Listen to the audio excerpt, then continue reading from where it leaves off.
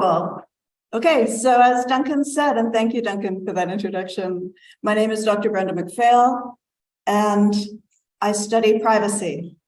I've been doing that in 2 different places for the last decade.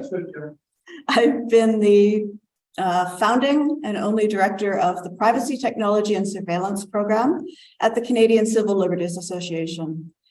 And the CCLA is an organization, a national organization that's been standing up for rights and freedoms of people across Canada since 1964. Usually I do these talks with school children and I say, a long time before you were born, even before I was born. But for you guys, you remember. Or not. My current role, I'm on leave from CCLA, and my current role is just down the road at McMaster University, where I am the executive director of the master's program in public policy and digital society. So what I'm doing there is taking my interests in privacy and in legal reform and in human rights and turning those to teach the next generation of students who want to take a role in government policy or industry policy and helping them to understand what it means to live in a digital society and how to think through the complex problems that are created when we introduce technological mediation into human activities. So we're going to talk a little bit about some aspects of that today. And the little arrow button that's supposed to work for me to advance the screen isn't working. The cursor doesn't. Oh, give me a break. Give me a break. What can we do with the mouse? There. It just had. Was thinking about it. This is not cursor control. It. Yeah. Okay, we'll get it. I accidentally. Sorry. In a talk about the dangers of technology, we've come across the first one. They don't always work. So this morning, we're going to talk briefly about what is privacy, which is a word that you've probably heard lots about, but possibly, unless it's really impinged on something that you've done, never really thought about too much. So then we're going to talk about, why is it relevant? We're going to talk about some recent news stories where privacy sort of made headlines in ways that help illustrate how technological change is changing our privacy rights or changing the access we have to our privacy rights in ways that we may or may not want to accept in a democratic society. We'll talk briefly about some privacy myths, and then we'll end with some ideas about how to protect your privacy if you decide that it's something that you care about and that you want to do.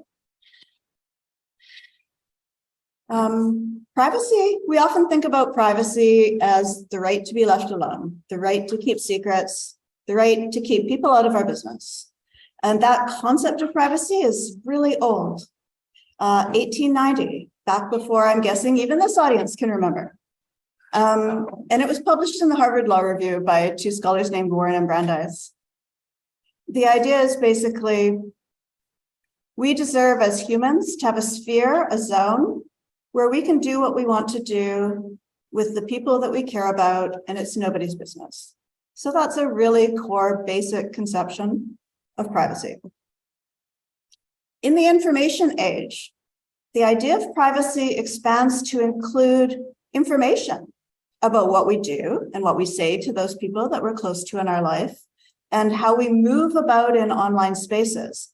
So the idea of informational privacy, so important in our age of big data and cell phones and computers and Zoom talks, is the right to control and edit and manage and delete, very important, get rid of information. And not just to do all those things, but to decide when and how and to what extent, and I would add if at all, information about us gets communicated to others. When we're talking about informational privacy, the kind of information we're talking about, just so you understand why it matters, it's things like your health information. We heard a really poignant description of a health journey this morning in the previous presentation.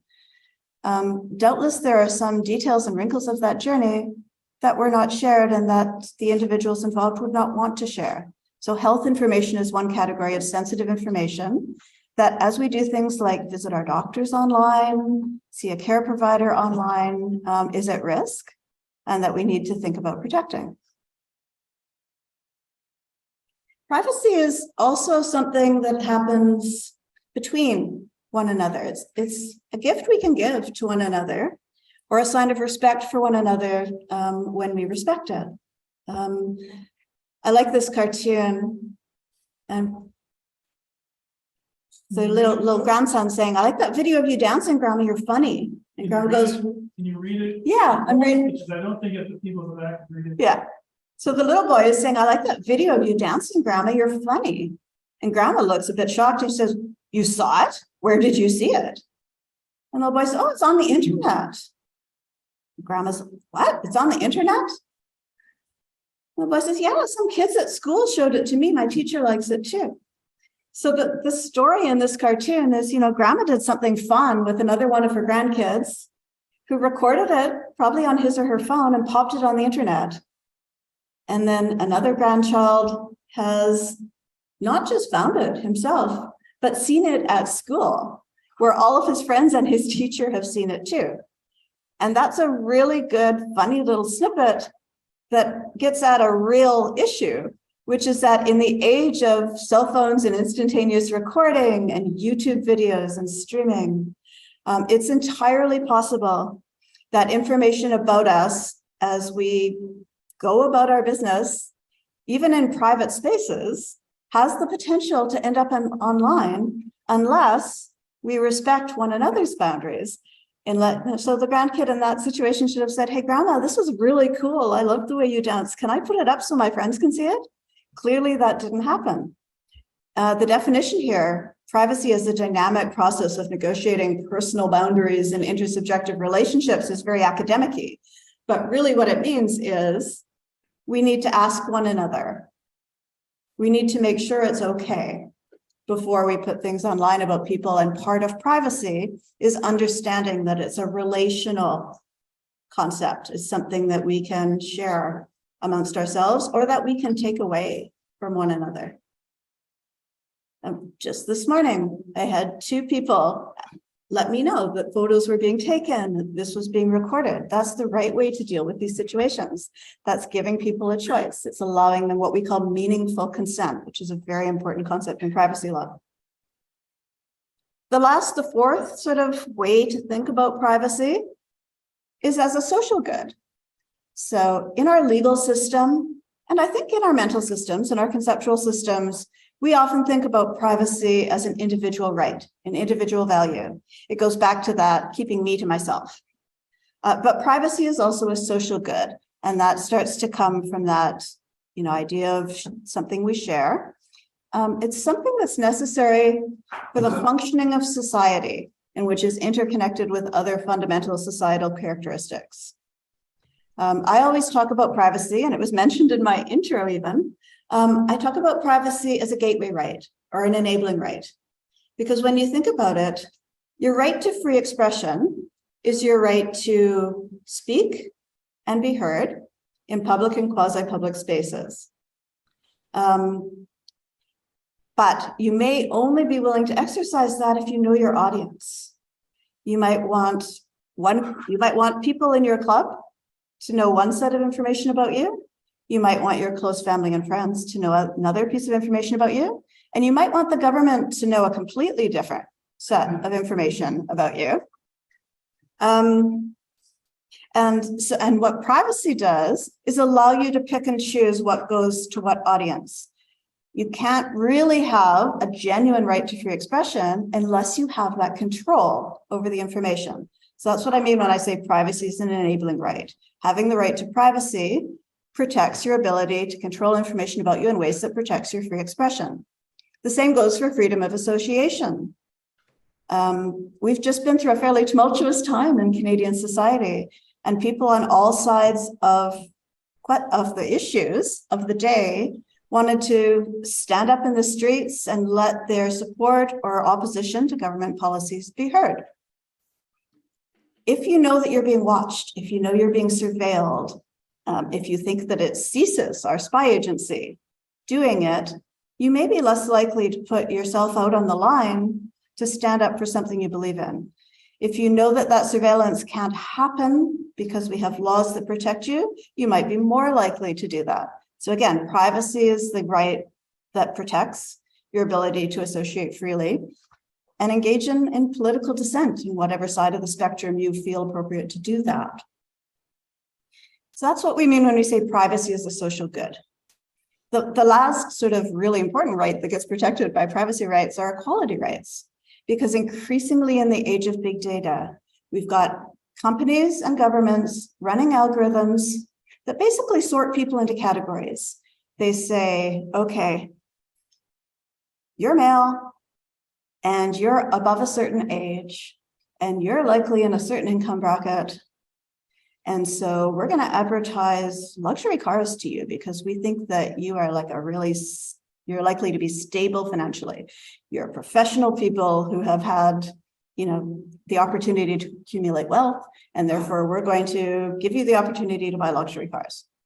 Yeah, maybe someone like me, female, a little bit younger, working for a long time for a nonprofit, they'll look at me and go, yeah, Toyota, or maybe a Mazda.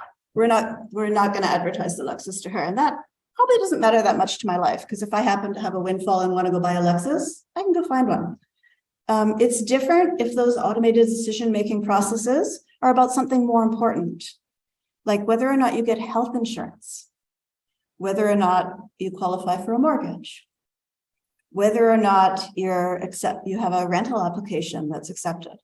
So this way of collecting information in order to determine not just who you are, but what kind of person you are, has the potential to impact basically what you're offered in life, your life's chances, the services and goods that you're able to access. And if it's done in a way that is unfair, then that puts our equality rights at risk. That risks discrimination in our society. And that discrimination can be on the basis of race, it can be on political belief or religion, or it can be on age. And there is actually a lot of ageism in our society that can be furthered by this kind of big data collection and big data analysis, unless we have the right legal protections and structures to make sure that doesn't happen. Which brings us to some examples of when things go really wrong. Everybody's probably pretty familiar with Home Depot. It's standard. Every time you drive by a strip mall, all the way between Toronto and here, you're going to see the Home Depot sign. And Home Depot was in the news recently because they did wrong. When you go and buy something at Home Depot and they say, would you like your receipt emailed? A lot of us will say yes. Because it's easy, because if it turns out we want to return that item, when we go in, we can either pull it up on our computer and print it, or we can take our phone in. It just makes it easier because we don't have to keep track of receipts. And that's how that email receipt is presented by Home Depot to customers. It's presented as, this is great, here's a great convenience for you. What they didn't tell customers is that every time you got that email receipt, they decided that it was okay to share information about you and everything you bought that was on that receipt with Meta, Facebook's owner, so that Facebook could use that information, add that information into their own massive databases. And Facebook has, literally thousands, hundreds of thousands, in some cases, millions of data points about individuals. And this information about what you bought, what you were interested in, was used by Facebook to try and figure out how to target you better with information and news stories. And with advertisements. You might think that's okay. Like, hey, I'm going to get stuff I'm more interested in. It's connected to my interests. But the law says they have to ask you. You get the choice if you want that to happen or not. Home Depot didn't do that. They were just like, oh, yeah, it's not personal. It's about stuff people are buying. We're going to share it. Somebody found this out. Customer found this out and complained to Canada's privacy commissioner. And we have a federal privacy commissioner, and we have provincial privacy commissioners in all the provinces and territories in Canada. And it's a little complicated, but the gist of it is every province is covered by a private sector law that is federal, unless your province has a law of their own In Ontario, we don't have a law of our own, so we're covered by the federal law. It's called PIPEDA. And the Federal Privacy Commissioner has jurisdiction over complaints that come to him about things that happen in Ontario if you have a dispute with a store or a commercial organization. But of course, Home Depot is national.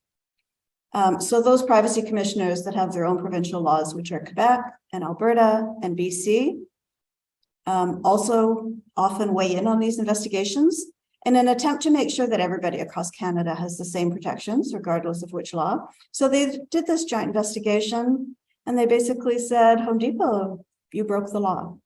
And Home Depot had to change their policy. So if you go and take an email receipt now from Home Depot, they're not going to be sharing it with Facebook anymore. But it's an example of, in some ways, it might feel like a minor thing, but it's also becoming an increasingly routine thing. And I mean, I would argue that it matters if the companies that we do business with, that we give our money to, that to some degree we give our trust to, treat us in accordance with the law of the country. Home Depot didn't. They got caught, it got fixed, which is a good reason to have privacy laws. Timmy's is another one. Just about a year ago now, a reporter for the National Post actually called me and he said, hey, did you know that Tim Hortons is tracking location data of customers in its app? This was when I was at CCLA, so we're like a watchdog organization watching for these kind of violations. It's like, no, I don't have that app. As a privacy person, I sort of keep the number of apps I use limited. But I didn't know. And he said, what do you think of that? I said, well, it's my guess is it's very much against the law unless they're getting informed consent.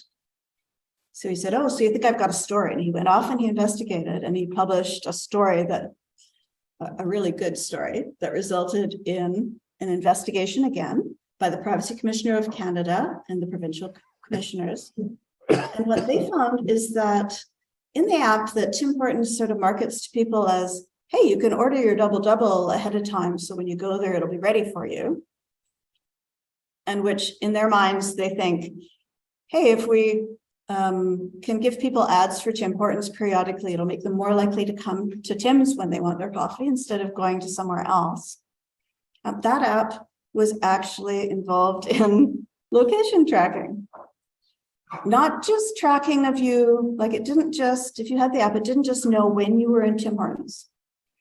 And it didn't just know if you were close to a Tim Hortons. The reporter found that it was tracking him with pings from his phone to their central server about every 5 minutes. And it happened even, the thing that raised flags for him was he got a notice from his Tim's app when he was in Morocco, when there was absolutely no rational reason why Tim Hortons would need to send him a coupon for a muffin. He was getting notices. So again, the privacy commissioner looked at this and he said, it's okay for applications to collect information about people that they've agreed to share. But in your terms of service, and it's okay to collect information that's necessary for a business purpose if you've got consent to do that. So this was, there was no witch hunt here. This is not, there's no conspiracy theory. There are ways in which it's legal to collect information. But he said it's not okay under our law to collect information that isn't necessary. And it's not okay to collect that information without consent. So again, Tim Hortons got slapped on the wrist by the Federal Privacy Commissioner. Why did they only get slapped on the wrist? Get a few news articles of naming and shaming. It's because our current federal privacy law doesn't actually give the commissioner any power to issue binding recommendations or issue fines. So when you hear in the news about, big companies like Facebook or Google that are getting billion-dollar fines in Europe or even in the US, those data protection bodies have fining power. In Canada, we don't. The last news. Internet connection dropped out earlier. I think that's just one of the guys who was on Zoom earlier reconnecting. Carry on. Hey guys. Say hello. Hi Art, hi Bill. The last story that I want to share with you. Oh, I got is a story about PROBUS, but let's go ahead. Thank you. Yeah. The last story that I want to share with you is about an AI startup company called Clearview AI. Has anyone heard about that in the news? It was a big story a year or so ago also that has had lasting repercussions. Clearview AI was an American startup that decided that they would build a database to help police recognize bad guys. Okay, that's And they good. would do it Thank you. by scraping. All right. Do you want to mute them? Yeah, yes.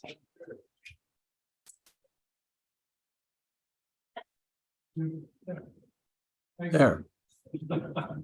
I'm sorry. Okay.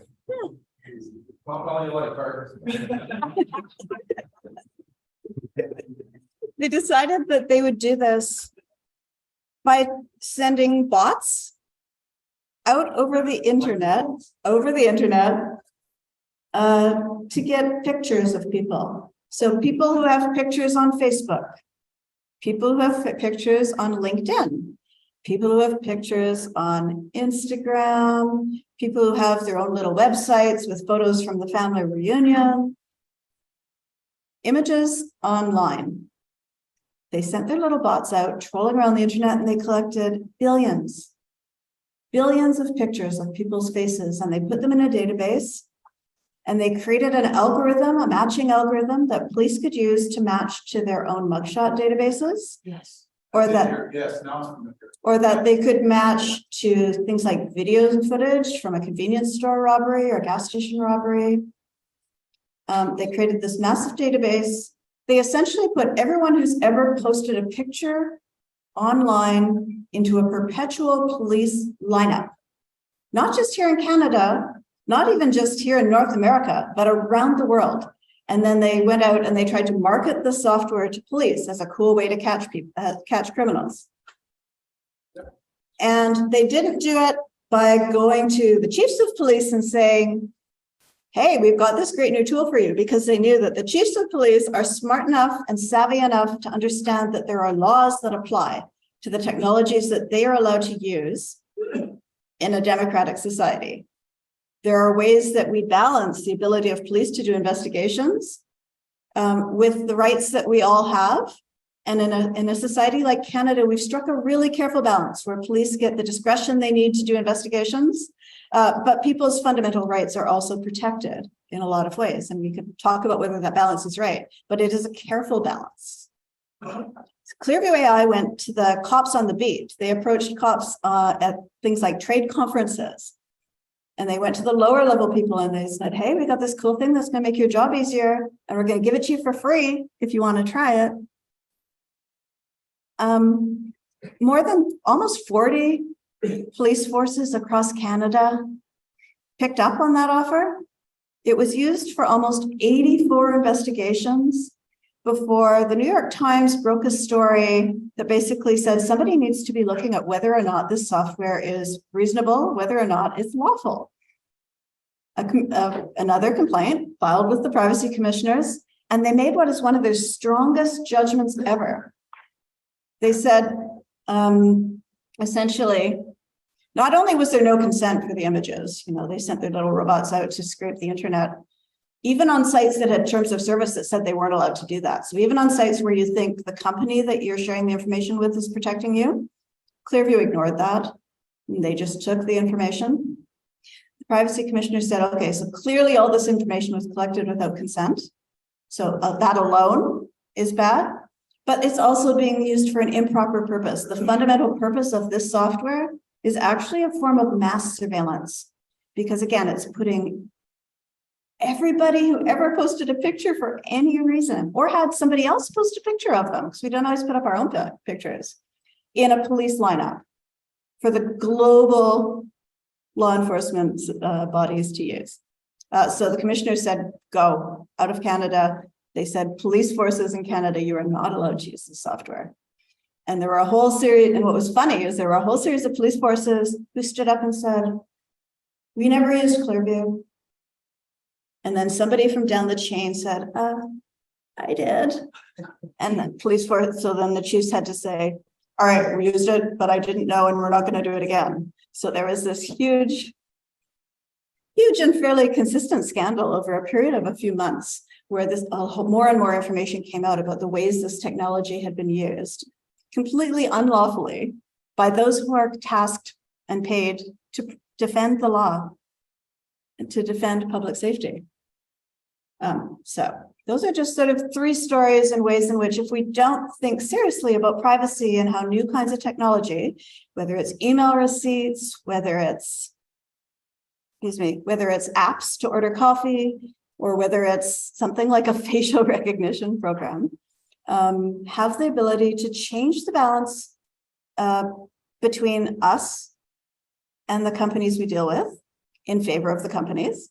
They know more, we get less, or has at its most dangerous the power to fundamentally change our relationship with the state and with those bodies tasked with public safety. One of the things that you often hear in the face of when you tell those stories, when you talk about technology and change and the way that it's changing our society is, yeah, like that's progress. We need that. We want it. We're going to be a modern contemporary society. We want these tools. So get over it. Privacy is dead. If these technologies are infringing on our privacy, just suck it up and move forward. Enjoy the modern world. This has been happening literally for decades. Newsweek was asking the question in 1970. Time had a cover in 1997. Science magazine in 2015. And it keeps, and most recently, we've had heads of big technology companies stand up and say, people need to understand, they just don't have privacy anymore. When you hear things like that, I would like you to think about this. The Privacy Commissioner of Canada does a biannual survey of Canadians. In their most recent survey, 92% of Canadians disagreed that privacy is dead and we should just move past it. 92% had some level of concern for their privacy. And this number is the highest, one of the highest it's ever been, but that's not a new trend. People have been consistently concerned about their privacy for as long as the survey has been taking place. So if businesses and companies and tech moguls are telling us privacy is dead, get over it, and people in Canada care, what do we make of that? Well, companies make money from our information. It is in their interest to tell us that we should just get over it and move past it. Canadians are smarter than that. The survey results suggest that 86% say that when I share my information with a company to do a transaction, to buy something for a purpose, to get a product that I want, that's cool, that's fine, that's my choice, but they shouldn't be using my information for secondary purposes. If you've ever read a privacy policy, those secondary purposes are things like market research, improving our products, testing our market, sharing with our partners in order to provide you with other things you might be interested in. All those kinds of secondary purposes, a lot of people think that's not fair. That's a way that our privacy is being chipped at slowly. And 86% of Canadians in the last survey said, yeah, no, they should use my information for what I allow them to use it for, nothing else. Which brings us to myth number 2, privacy is bad for business. Right now in Canada, we have a new AI law on the table of Parliament. I'll mention that again in a few minutes. When one of the big arguments for that law is businesses need to use AI to stay profitable. Canada needs to use AI to further our innovation economy. So we need to let companies use all the data they've collected about people and their behavior and their habits and their lives to train AI for public benefit. The questions to ask when you hear that kind of rhetoric, when you hear those kind of arguments is, Well, if we buy that, if we believe it, who benefits? Would we say, we should just not care about whether or not a company is going to discriminate against you if it's good for the economy? I mean, really, a company can make more money if they target their marketing to people who are only rich. And so everybody else, and we know in our society that those who are rich tend to be from a particular, not just socioeconomic bracket, but also more likely to be of a certain race, more likely to be of a certain age, more likely to be of a certain class. Would we ever say, yeah, let companies do what they want, as long as they can make more money because it's good for the economy, if it was about the right to equality? Probably not. We shouldn't let them do it with our right to privacy either.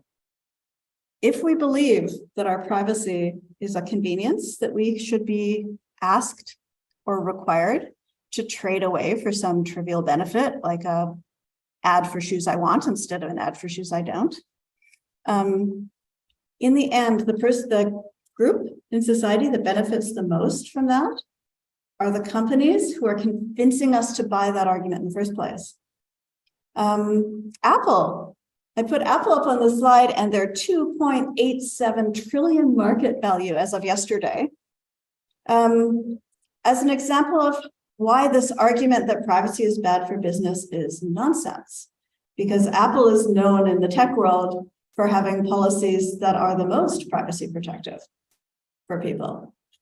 In fact, they've used that to differentiate themselves in the market, and their success speaks for themselves. So privacy is not bad for business unless your business model is based around exploiting people's information in ways that you want to convince them is good for them, when really what it's good for is the company's bottom line. Now, this is an experiment. The third myth is that if you've got nothing to hide, you've got nothing to fear. The reality is, in the modern world, it's not about hiding anymore, because your information is often not even used necessarily to target you because of who you are. They're not saying, Brenda McPhail, who lives at this address in Toronto, did this, has this political viewpoint because she put a sign on her lawn and goes to this church and bought these products. No, they're saying, this person who does these things is like other people who do these things, and therefore we're going to make inferences about the way she's going to behave and the way she's going to buy things. So it's not even about me hiding information about myself for a specific purpose, because the information about us collected from all over the place in little bits and pieces gets combined together and used to make inferences about us based on who we're like, not even who we are. But it's not even who we're like in real life. It's who a machine thinks we're like based on data that they've collected, which may be good or bad, which may be accurate or inaccurate, which may be complete or incomplete. So this is a little video that we actually did at CCLA, really directed towards teenagers. But if I can make it play, I'm going to show it to you because I think it lays out the argument. People say that if you're not doing anything wrong, you shouldn't have anything to hide. But if that were true, why do we all wear pants? We all have things we want to keep private. You wouldn't let your mom read your text messages. You wouldn't want your current boss to see your new job searches. You wouldn't put your doctor's appointment on YouTube. The problem is we share a lot of personal information about ourselves without realizing it. Whether you know it or not, you can be followed around all over the internet. For example, what you like on social media, or what Facebook apps you use, will determine what advertising Facebook shows you, and what advertisers know about you and your friends. What you search for can tell outsiders about your deepest secrets, your health questions, who you've got a crush on, and what you're afraid of. Your location data can tell third parties where you live, where you work, how much money you make, where you shop, and where you like to hang out. Would you feel comfortable with a stranger following you everywhere you go, taking your photo, recording your activities, and showing up unexpectedly at all your favorite hangouts? How would you feel if that stranger was then selling and sharing this information with others who might want to follow you too? Creepy, right? That's exactly what businesses and advertisers are doing with your online information. They're trying to figure out who you are and also trying to predict what you'll do in the future, mostly so they can make money. Others may want this information for more nefarious purposes, like stealing your identity. But businesses and criminals aren't the only ones interested in your online activities. The government is engaged in massive surveillance of what Canadians do online too. They even know what you're downloading. The government may say online surveillance is needed to fight terrorism or crime, but there's no evidence that any of this spying actually makes us safer. And in some cases, collecting this kind of information has led to governments drawing very wrong conclusions about people with very damaging results. Information is power, but you have power too. There are some simple steps you can take to protect your privacy from advertisers, criminals, and governments alike. You can change your privacy settings on social media services to protect your data. There are easy, free tools you can use to make your online searches and browsing history more private and secure. You can encrypt your text messages, calls, and emails so that nobody can read them if they try to snoop. And you can send a message to politicians that they need to be doing more to protect your privacy. Visit the CCLA Talk Rights website to learn more about how to protect your privacy and share what you learn with others. Because, you know, we all wear pants.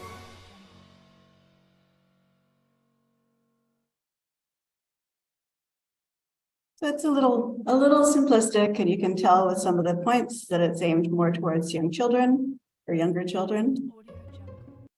But it gets the basic point across. Privacy, when you say you have nothing to hide, there may not be anything you need to hide, but there are things in our lives that are worth protecting. And privacy is about protecting those things that we care about. And as the video said, there are things you can do if you decide that you care about this, that you're concerned about it, that you can do yourself. I would say that the onus should never just be on individuals to protect themselves, but we all do have a role to play in keeping ourselves safe. And so there are things that you can do on your computer. If you use a computer, never assume that it's safe, even if you keep your software up to date, although that's really important. Make sure that you also use an antivirus or an anti-malware program and keep that up to date. Passwords are super important. There's a site online called Have You Been Pwned, PWND, that you can go to and look up and see if any of the passwords that you regularly use have been found in a breach. Using something like a password vault, and there are all kinds of programs out there that will generate a whole bunch of different passwords for you to use on all the different sites that you go to, and you only have to remember the one master password to that vault, is a really good way of protecting your safety, because your master password only gets entered on that program on your own computer, and the program creates really hard to guess, hard to hack passwords for all of your other programs. And you can set it to just fill those in automatically when you browse. There's a bit of overhead to doing it. It's a bit of a pain, but it's super good protection. Everybody's heard of phishing. You know that if you get an email that says, Grandpa, I'm stuck in a foreign country. This is your grandson, Bob. And what I really need you to do is to send me 20 $200 iPhone cards to this address. You know that's nonsense. You know that your grandson, if he was in trouble, would pick up the phone and call you, and he wouldn't send you a link to buy iTunes cards. You know it's phishing. Sometimes they get a lot more sophisticated than that. The basic rule is if you get an email and somebody that you think you know asks for something weird that seems out of character, click nothing, pick up the phone and say, hey, did you send me this weird thing? 9 times out of 10, it's a scam, and you've protected yourself. You've protected your privacy. You've protected your systems. If you're on the internet and you're being asked for a ton of personal information to do something trivial, you have an app and you want to play a game, or the pop-up pops up that says, if you want to shop on our site, you have to register all of this information with us first. For small things, when it's none of their business, it's okay to make it up. They don't necessarily need to know your exact birth date, unless that birth date is important for the service that you're providing. So if it's insurance, obviously, it has to be completely accurate. It's against the law to provide false information. But if all you want is to play a bubble popping game, they don't need to know how old you are. You could be 17, play with it. Because every time you see that little bit of wrong information, you protect your real information. All of these pop up, all of the sites that you go to now, a lot of them pop up a little screen that says, Do you agree to cookies on our website? And they make it really easy to click accept all. And if you've ever clicked no, you would possibly be shocked because they present you, some of these sites will present you with a more granular choice of what to accept and what not. And there are sites, and I often click no because that's who I am. There are sites that will present you with a list of like 200 different data broker sites that they would otherwise share information with. And then they try to grind you down by making you have to click no, no, no, no, no, no, no. When I do that, I get when I get offered that kind of list, I get ornery and I click no, no, no, no, no. But they're sort of relying on you not to bother looking at them, and then they're relying on you not to take the time. Sometimes, especially if you come across one with an egregious list, take the time. You don't have to do it every time if it's not convenient, but every once in a while, think about whether or not the site that is asking you to have your information deserves it, whether you trust them not to do bad things with it, whether you want them to have it, whether or not they're going to do bad things with it just because it's none of their business, and click no. 9 times out of 10, you get essentially the same service. They'll tell you it might affect your experience. 9 times out of 10, it doesn't. So every once in a while, make the choice to say no.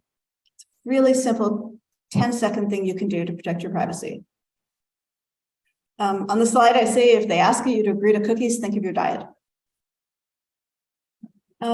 Use a privacy protective browser. Some browsers are better than others, and all the browsers, probably regardless of what browser you use, there's probably a setting on it called incognito or privacy setting.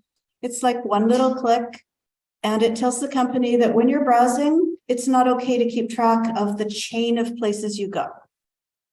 So if I am shopping and I want to go to Sobeys to buy groceries, and then I go to the Bay to buy a blouse, and then I go to a shoe store to buy sandals, in a normal browser, somebody would be collecting the data and say, oh, Brenda's on a spree today. She's buying food and clothes and shoes.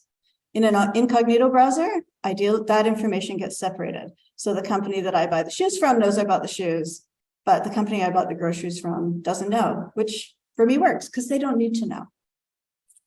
So using an incognito version of your browser, again, a really simple one-click way to be a little bit more privacy conscious. And then for those of you who use social media, whether it's Facebook, whether you're on Instagram with your grandkids or your kids, whether it's Twitter, every one of those programs has settings that allow you to lock it down so that only the people that you say are okay can see information about you. That doesn't protect you from people like Clearview who break all the rules and take things, but it does protects you from people who are following the rules in the first place. And it protects you from the company itself doing sharing that you don't agree with. That's honestly, it's more than a 10-second thing because they make it as hard as possible sometimes for you to figure out how to protect your information.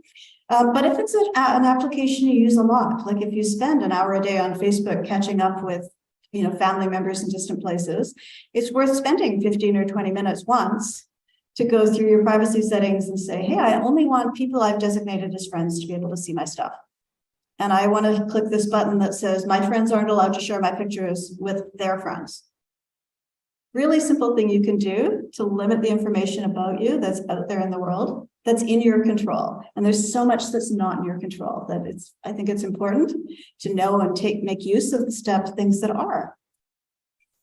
On your cell phone, probably majority of people in Canada, there's penetration of over 90% cell phone users. So most of us have them. Make sure you've got a password. Lock it up. When you lock the phone, what that does is encrypt the contents. So if you lose it or someone steals it, it's harder to get into. If your phone isn't locked, lock it. Location tracking is another thing. Remember Tim Hortons and that app that said, hey, if you download our app, we're going to track your location everywhere you go. There are tons of apps on your phone that don't just do that internally, but that call to the central settings on your phone to see if they're allowed to use your location. Say no on your operating system. Find where it's in your privacy setting, whether it's Apple, whether it's Android, and say no to location tracking. You can always turn it back on again when you need it. I turn it on when I need maps, like when I had to find this building this morning. After I get home, I'll turn it off again. Once you know where it is, it's an easy toggle to do. It is another 3-second thing to do once you've found it the first time, which might take 5 minutes. And it's a way to protect yourself. If you're at Timmy's or even Starbucks and you hear the cup being waved over here a minute ago, and they say, here, hook up to our free Wi-Fi. Anybody ever done that and actually read the terms of service, the conditions under which you get that free Wi-Fi? Those terms of service are going to include that they can collect information about you from your devices while you're hooked up to their network. Might include, and different places are different, you actually have to read the contracts. Might include permission to track you, not just when you're at your favorite corner cafe, but at every location of that same cafe everywhere across Canada. So those terms of service matter. If you want to make use of free Wi-Fi, you might want to read them and see if you can tweak the conditions. And you might want to say, you know what, it's not worth it. I'm going to just use my data. I don't want to share information about my coffee buying habits with every outlet of this chain of coffee shops. Again, just it takes a minute to think about it. It doesn't take very long to do it. In fact, it saves you time because you're not muddling through trying to connect to their free Wi-Fi using your own service. The last things that you can do, be aware. I shared with you some news stories this morning that are really important stories of ways in which trusted institutions and businesses in Canada were doing bad things. We're using information in ways that aren't fair or legal. Read the news so that you see that stuff and understand how to vote with your wallet, which is one of the biggest ways that we can protect our own privacy. Every time I go to Home Depot now, I make a point of asking the clerk or telling the clerk, no, I don't want an email receipt because you broke privacy law and shared that information with Facebook. And they go, yeah, we did. But it's important. It's important for them to know that that has influenced my shopping behavior in their store. The other thing that's really important is to watch the laws. And Canada right now is at a really important moment. Remember, I told you I'm teaching policy students. We've got a policy window in Canada because there are a trio of really important laws on the table of Parliament right now. It's an omnibus bill called Bill C-27, and there are 3 pieces of it. We've got new consumer privacy protection. We've got a Data Protection Act that's going to help administer some fines that the new Private Sector Act created. Remember, I told you we don't right now have the power to do that, but they're creating it. And then there's a new Artificial Intelligence and Data Act, which is really important, really necessary, because AI is increasingly in so many of the technologies we use across every sector, education and banking, insurance, law enforcement, all the sectors, and yet it's not properly regulated yet in Canada. So the law is really important. Unfortunately, because it's so important and they were a little late to the table, the government tweaking to how important it was, it's actually an appallingly bad law. Basically says, we're going to govern high impact AI systems. We're going to pass the law really fast, and then we're going to take the next 2 years to think about regulations about how to do that, including what a high impact system actually is. So if you know anything about lawmaking, probably some of you here do, it's really not a good idea to pass a law that gives this government and any future government sort of the ability to quietly behind closed doors change the intention of the law by passing regulations, which often happen not in really public ways, not like a law where it goes through Parliament and it's debated, and then it goes to committee, and then it goes to the Senate and it gets debated and it goes to committee. Regulations, it's a much quieter behind the scenes process that can potentially happen more quickly and with less transparency. So any law on something as important as protecting our information in the age of artificial intelligence, we should never be leaving those important principles to regulation. Those important principles need to be in the law. So at this moment, if you have any interest, I strongly encourage you to take a look at some information about this law. And if you've got an extra 15 minutes and are willing to send off a letter to your MP that says this is nonsense, fix it, that would be even better. Or alternatively, if you love it and you say, I think it's awesome, that's cool too, because it's your choice how you want to communicate and what your opinions are, obviously. But when they hear from people, it actually makes a difference. And they're sitting on this bill for the summer and they're going to go back in the fall. So you've got this moment now when they should be listening to us. So whichever way you want to swing in terms of looking at it, if you look at it, it's really important to let them know now. And that's the end of the formal comments. But if you have any questions, very happy to answer them.